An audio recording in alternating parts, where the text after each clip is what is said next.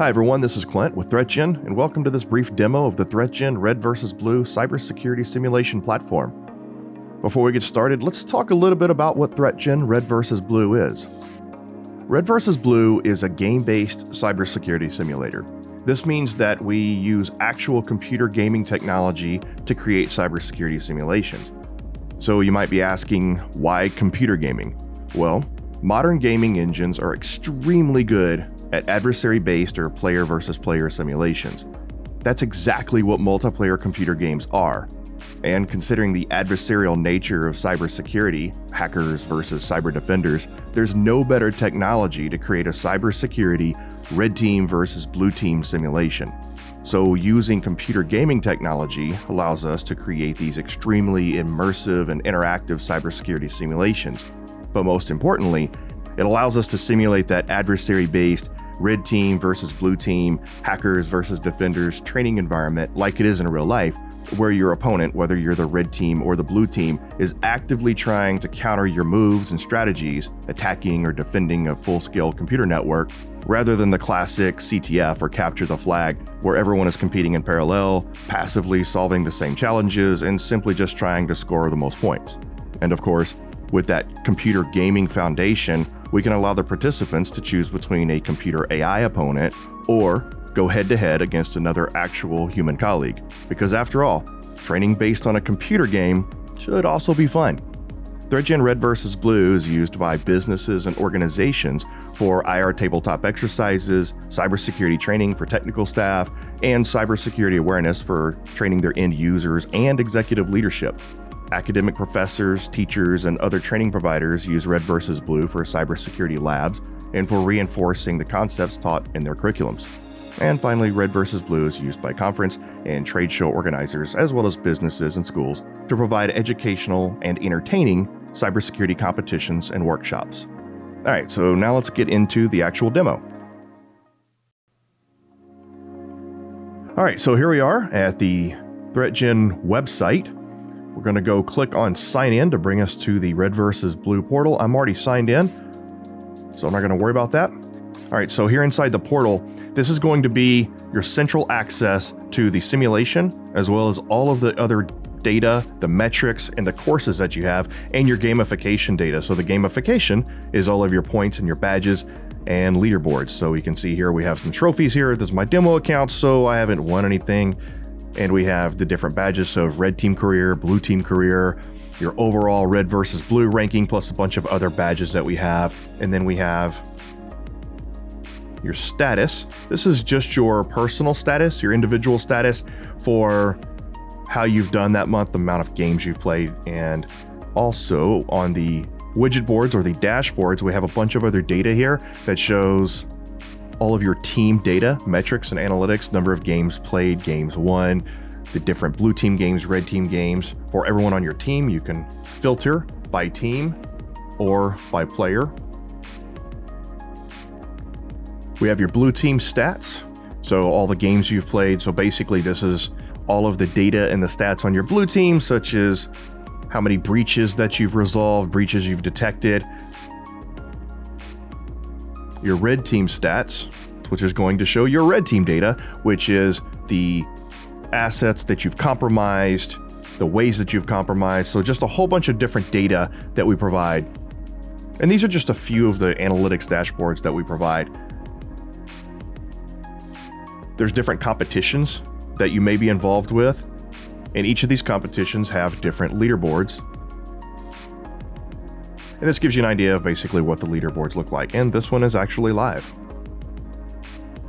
The portal is also access to all of the course content that you're subscribed to. This could be anywhere from full-length courses to labs to tabletop exercise scenarios and any other instructional videos that go along with the simulations. And finally, the portal is also access to an entire community of not only ThreatGEN staff members and instructors, but also other students and community members that you can converse with, get advice from, and even help out. All right, so with that said, let's go ahead and jump into the Red vs. Blue simulation. Okay, to access the Red vs. Blue cybersecurity simulation from the dashboard, you're going to click on Red vs. Blue. And that's going to load up. I wanted to talk a little bit about the game guide. You can access the guide here. It opens up in a separate window, but it gives you access to the guide and all of the instructions, strategy, how to run the simulation, etc. All right, so back at the dashboard in the simulation, we can also go full screen here by clicking full screen, and there we go. All right, so you'll notice we have 3 different modes of play. There's the regular free play or access to the simulation. We have labs that go along with education and courses, and then the IR tabletop section, which is going to be your incident response tabletop exercise, and what we like to call tabletop exercise in a box. It's completely automated. All of the scenarios are ready to go, and it makes facilitating tabletops really easy. All right, so let's go into our simulation. You can play against colleagues by clicking multiplayer. Internet brings you into the network lobby. You can configure games. You can host as blue team, host as red team. We're going to look at single player. Playing single player, you're actually going against the computer AI, our red team, blue team AI, which simulates playing against another blue team or red team human.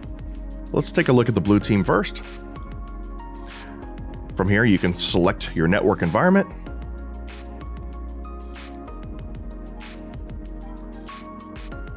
All right, so when you play the blue team, you're obviously simulating the network defenders, and the simulation or the game is played as a turn-based game, which means you're going to take your turn, play your actions, then you pass your turn, and then the other team, or the red team, in this case the red team, will take their turn and pass the turn back.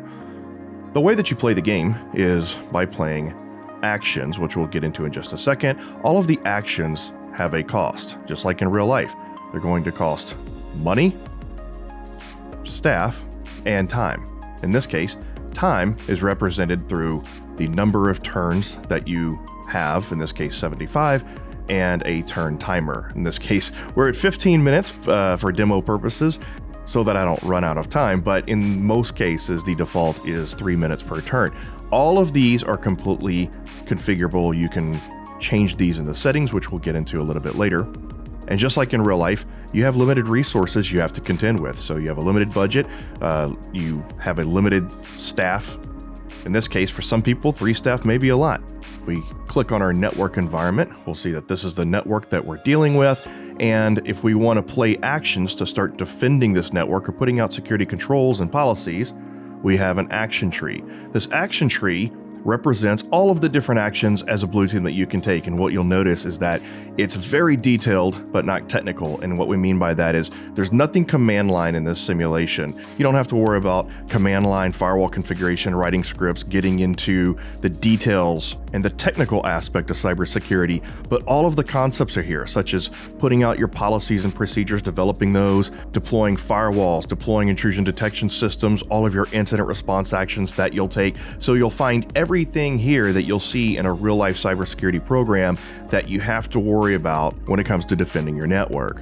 If there's a concept here that you're not sure about what it is, either in real life or what it does in the game, you'll see these question marks everywhere, and that's going to bring you to our wiki. And our wiki is full of not only instructions on how to play the game and what the actions do and what all the aspects in game do, but also there's a huge cybersecurity glossary or dictionary here where you can search and find and look up hundreds of different cybersecurity or real-world cybersecurity concepts.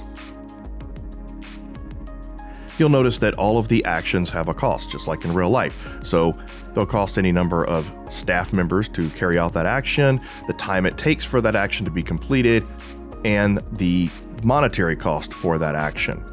You can play the actions from here. So we just played the action to install the gateway firewall. So we see that here, it's queued up. The actions will also be listed here by category, and you can also click on assets themselves, which give you detailed information about the assets, hostname, IP address, etc., and any actions that you can play directly on that asset, such as right here, we'll go to the engineering workstation here and we'll deploy USB security. And now we'll see both of those are queued up here. You'll see two meters here. One is the threat intelligence meter, and the other one is the profit and loss or production meter. And both of these are tied to win conditions. There's different ways that you can win the game if you're playing as a game instead of a straight simulation. The threat intelligence meter will display your threat intelligence score, and you can gain threat intelligence points throughout the game by doing several different things that contribute to that, such as gathering forensics whenever you're responding to an incident or a compromised asset. Your threat intelligence score will also go up when you use your threat monitoring to actually discover attacks or compromises. The profit and loss or production meter is directly related to the performance of your company and how cybersecurity affects that. So for example, if one or more of your devices are compromised, then you'll see that profit and loss meter start to go down. And if the red team gets that meter down in the red for 5 or more consecutive turns, then the red team wins. Each turn, you can continue to play actions as long as you have the resources to do so. So let's go ahead and also create some policies and procedures. Now we no longer have staff available. You'll see the money and the staff have been subtracted. And now we'll end our turn, and that will commit our actions. All right, it's our turn again. The red team has taken their turn. At the beginning of each turn, you'll see different notifications. It lets you know the things that you've done in the previous turn, if it was good, if it was bad, and it gives you further information about how that pertains to the simulation. You'll notice that in the previous turn, we actually installed our firewall, and there it is. There's our firewall installed there. We can also look at our action queue to see what actions have been completed and what actions are still pending. Another thing about the simulation is that you'll notice there are multiple attack vectors that you have to contend with, just like in real life.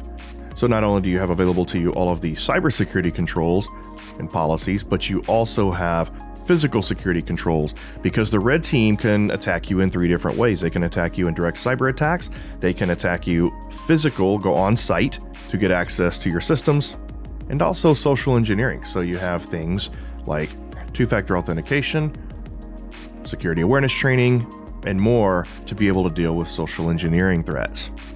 The simulation also has a lot of back-end correlations that simulate real life, such as the Active Directory servers and mail servers. And so if the red team is able to compromise things like the Active Directory server, they can have access to credentials, which would make future attacks easier, password attacks easier on other assets.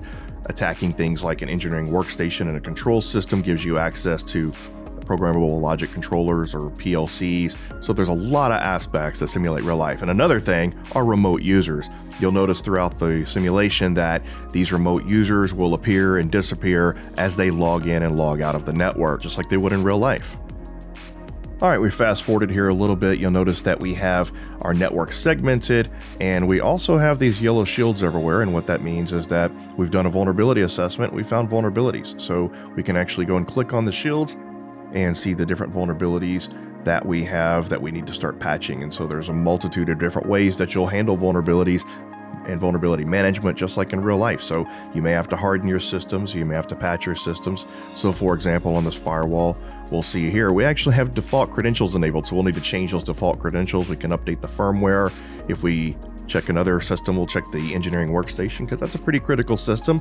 We know that we have outdated antivirus. So an interesting fact here in the simulation is how we take into account industrial control systems, just like real life. If you do things in your industrial control systems environment that you shouldn't be doing, such as treating them like regular systems, you could actually damage them. And that's what we've done here. We've ran a vulnerability assessment, an active vulnerability assessment, and we've managed to knock over our PLC here. And since that's affecting the production systems, you'll notice that our production meter is actually starting to go down. And from here, we can start to develop out our cybersecurity program further by implementing threat monitoring, putting in more policies and procedures, more security controls. And at some point, if we do end up having a compromised system or an incident, then we would enter our incident response mode. And we have a lot of different aspects available to us, such as replacing assets, trying to clean an asset, restoring from backup. So hopefully we have backup systems in place. You can start creating restore points and restore from backup. So pretty much anything that you have available to you in real life incident response, you'd be doing here. And that would actually lead into our tabletop exercises, which we'll get into a little bit later. All right, so now let's go ahead and take a look at the red team. But what's interesting to note about the red team, Aside from the fact that when it comes to the red versus blue simulation, everybody always ends up really enjoying the red team and wants to be the red team. But aside from that, you might be asking yourself, if you're a blue teamer, why do I need to worry about the red team? Why do I need to play the red team? Well, the simple answer is, when you're defending, understanding the capabilities and the offensive tactics of the adversary is really important to being able to formulate the most effective and cost-efficient defensive strategy. The problem is, a lot of training out there, especially like red team versus blue team training, is that there's a really steep learning curve to be the red team. So what we've done here is we've made it very easy for anybody of any skill level, regardless of role, to play the part of the red team and learn and understand those very important tactics. So let's take a look.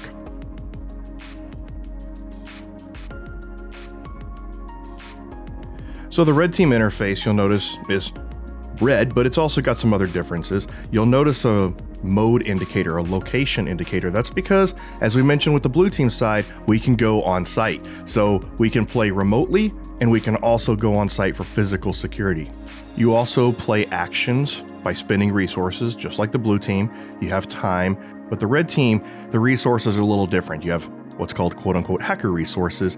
Because it's a bit more of an abstract concept, it relates, rather than money and people type resources, it relates to more of a level of effort. That's because there's a lot more things that really go into the capabilities of the red team. If we take a look at our network map here, you'll see that all we see is the internet because we haven't discovered anything. As the red team, we have the burden of trying to discover information about our target.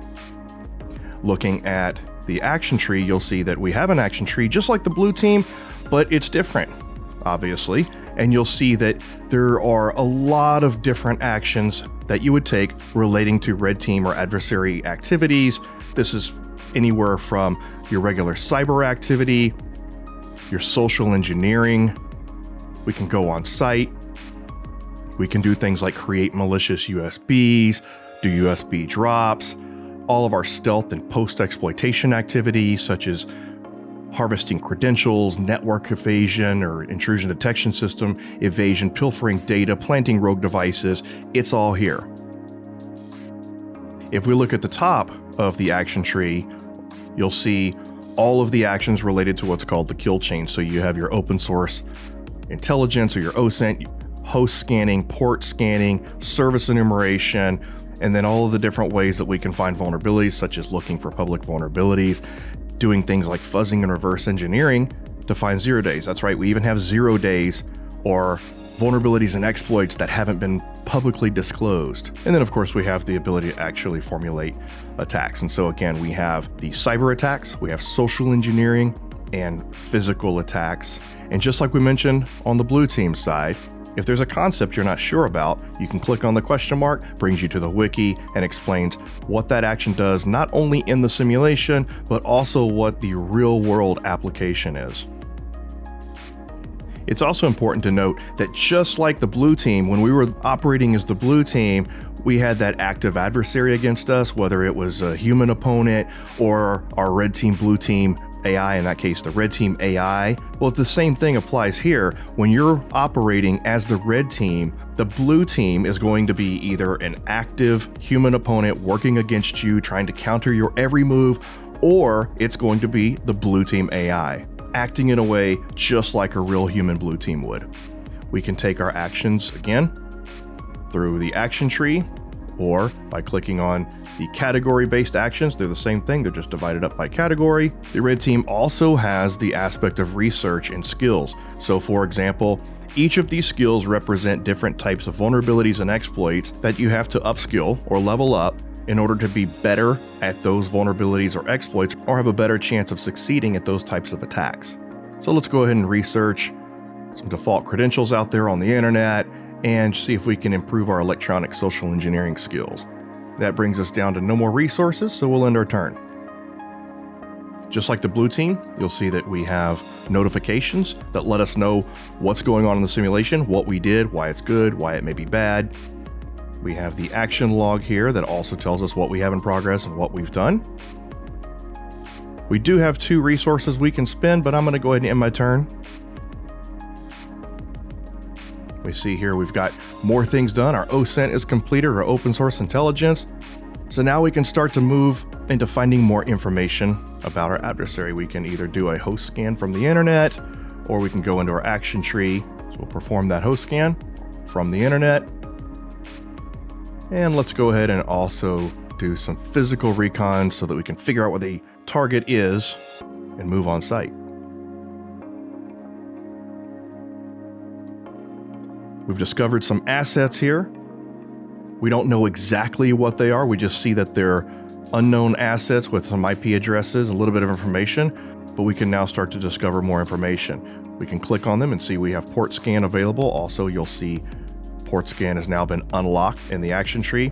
Both the blue team and the red team have prerequisites. You saw this on the blue team side as well, the lines. It enforces prerequisites, things that must be done before you can unlock other actions. This helps enforce good cybersecurity defensive posturing behavior. This also, on the red team, enforces proper red team methodology. All right, so we've completed our physical recon, but notice we've also finished our port scan. Just like the blue team, this is detailed but not technical. So we didn't have to do command line, nmap scans, anything that we do on the red team side. We don't have to know code. We don't have to write exploits. We don't have to know how to do anything on the command line. It's all point and click. It's just conceptual and strategic. So we didn't have a list of ports to decipher, but we do get more information. We see that the port scan has yielded more information about the device here. We now know at least it's a network device. We know it's been port scanned by that icon there. So now we can move on to the next phase of the kill chain, which is service enumeration. And we could also continue to move on to find out more information about other devices.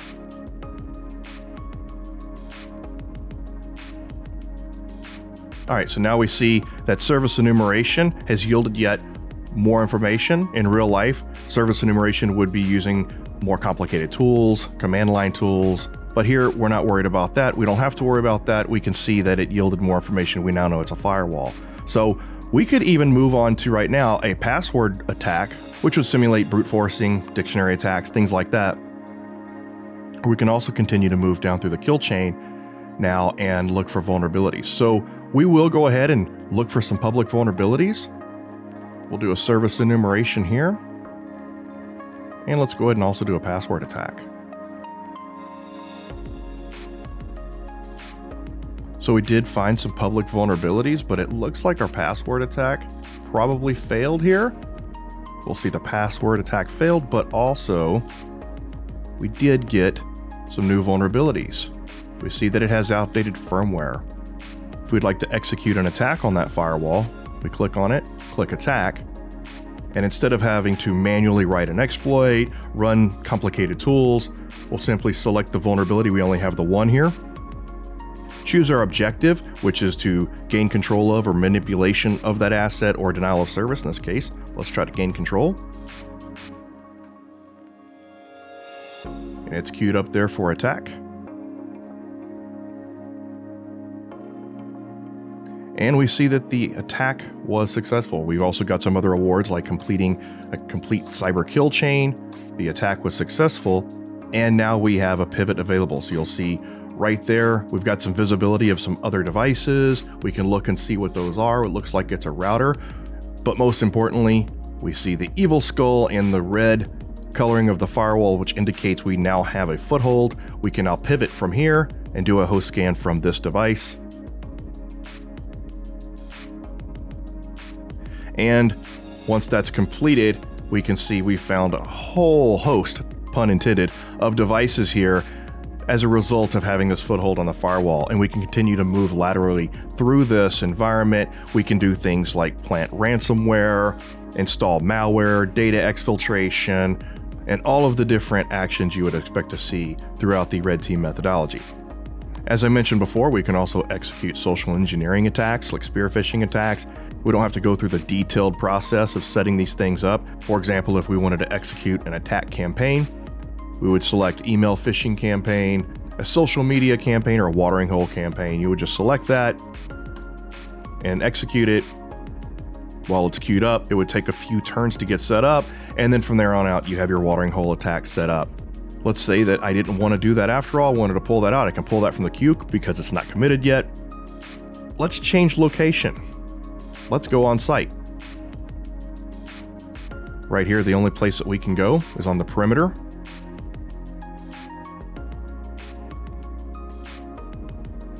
All right, so it looks like we've changed location. You can see the background has changed. Looks like we're on the outside of a chain link fence. Also, if we switch to the mode view, you'll see this is switched from our local area, will look like a city map, to the outside of a plant, which is the environment that we're playing here. So we could continue to change locations.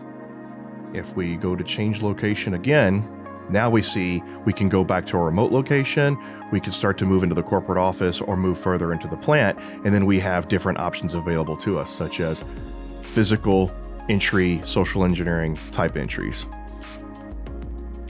All right, so here at the end of the game, you can see a whole lot of metrics data that you have access to. In this case, the blue team won, and on the blue team side, you can see metrics such as the amount of issues, how many were actually denied versus breached or compromised, how many of those you were able to detect and resolve, average detection and response time, the amount of vulnerabilities, how many you've discovered and remediated, what your total security budget was, how many budget requests you've had and actually approved. And that's an interesting concept because yes, in this game, due to the fact that you have limited resources, at times you may have to request budget. And that simulation is very much like real life. If you haven't done the necessary things to compel management to give you the necessary security budget, you might actually find yourself on a real short budget. On the red team side, the metrics are obviously more indicative of the red team, such as the types of attacks that you've done, how successful, how many pivots you had, how many pivots you've lost, if you've been arrested. And that's right, if you go on site as the red team, you can get arrested. You do have the option to go back and view both the blue team and the red team, inspect their action log, and get a better feel for how the simulation went on both sides. And then finally, you can download and save a report of all of these metrics plus the turn-by-turn action list. Red vs. Blue is a complete IR tabletop exercise platform.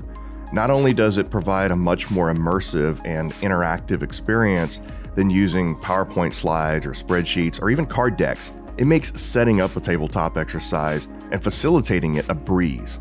When you go into the IR tabletop section, all you have to do is choose the environment. We'll choose pipeline. And then there's already a whole set of pre-built scenarios. You can choose from any one of them, or you can choose random if you want to keep your participants guessing. Each one of the scenarios is applicable to modern threats and campaigns, and they're kept up to date with the latest tactics, techniques, and procedures, or TTPs. We're going to go ahead and choose this ransomware scenario.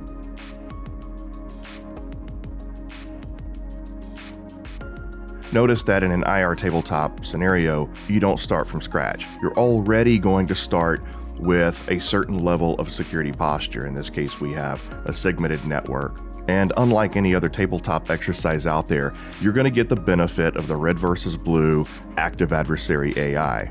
Now, what this means is that the AI is going to act out its behavior according to the scenario. So we have a ransomware scenario. That AI is going to have a goal of infecting the network with ransomware. And so if we had any other of the scenarios, such as the physical or the USB drops, then the adversary AI would be focused on dropping USBs or going on site.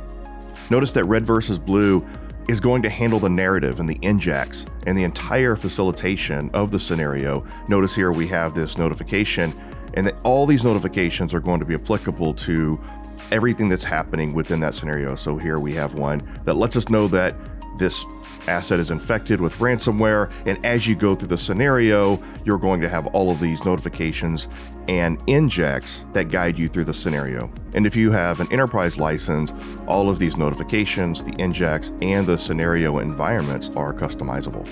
All of the scenario stats and performance history can be tracked through the portal dashboard and by using the downloadable report, just like the other red versus blue simulations. Thank you for watching this ThreatGEN Red vs. Blue demonstration. To get started, visit threatgen.com or contact us at info@threatgen.com.